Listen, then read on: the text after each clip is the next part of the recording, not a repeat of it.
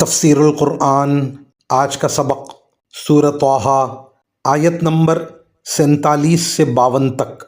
اعوذ باللہ من الشیطان الرجیم، بسم اللہ الرحمن الرحیم۔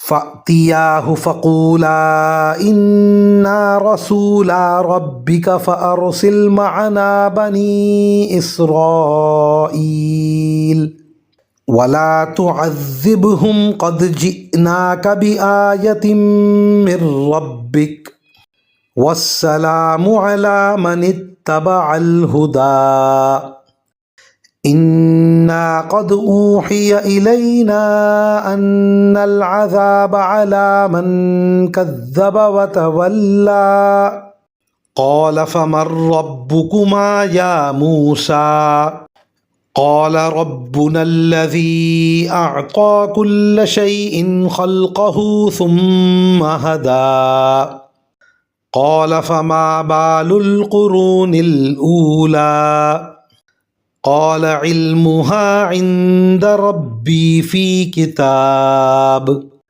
لا يضل ربي ولا ينسى۔ ترجمہ: اب اس کے پاس جاؤ اور کہو کہ ہم دونوں تمہارے رب کے پیغمبر ہیں، اس لیے بنو اسرائیل کو ہمارے ساتھ بھیج دو اور انہیں تکلیفیں نہ پہنچاؤ۔ ہم تمہارے پاس تمہارے رب کی طرف سے نشانی لے کر آئے ہیں، اور سلامتی اسی کے لیے ہے جو ہدایت کی پیروی کرے۔ ہم پر یہ وحی نازل کی گئی ہے کہ عذاب اس کو ہوگا جو حق کو جھٹلائے اور منہ موڑے۔ یہ ساری باتیں سن کر فرعون نے کہا، موسیٰ تم دونوں کا رب ہے کون؟ موسیٰ نے کہا، ہمارا رب وہ ہے جس نے ہر چیز کو وہ بناوٹ عطا کی جو اس کے مناسب تھی، پھر اس کی رہنمائی بھی فرمائی۔ فرعون بولا، اچھا تو پھر ان قوموں کا کیا معاملہ ہوا جو پہلے گزر چکی ہیں؟ موسیٰ نے کہا، ان کا علم میرے رب کے پاس ایک کتاب میں محفوظ ہے، میرے رب کو نہ کوئی غلطی لگتی ہے نہ وہ بھولتا ہے۔ ان آیات کی تفسیر میں مفسرین کرام فرماتے ہیں، یہ اللہ تعالیٰ ہی کی قدرت اور حکمت ہے کہ جس مخلوق کے لیے جو بناوٹ مقرر کر دی، اس کو اسی کے مطابق کائنات میں اپنی ڈیوٹی بجا لانے کا طریقہ بھی سکھا دیا۔ مثلا سورج کو کائنات میں روشنی اور حرارت پیدا کرنے کے لیے ایک خاص بناوٹ عطا فرمائی، تو اسے یہ طریقہ بھی سکھا دیا کہ وہ کس طرح اپنے نظام شمسی کے ساتھ گردش کرے۔ اسی طرح ہر جاندار کو یہ سکھا دیا کہ وہ کس طرح چلے اور کس طرح اپنی غذا حاصل کرے۔ مچھلی کا بچہ پانی میں پیدا ہوتا ہے اور کسی کے سکھائے بغیر تیرنا شروع کر دیتا ہے۔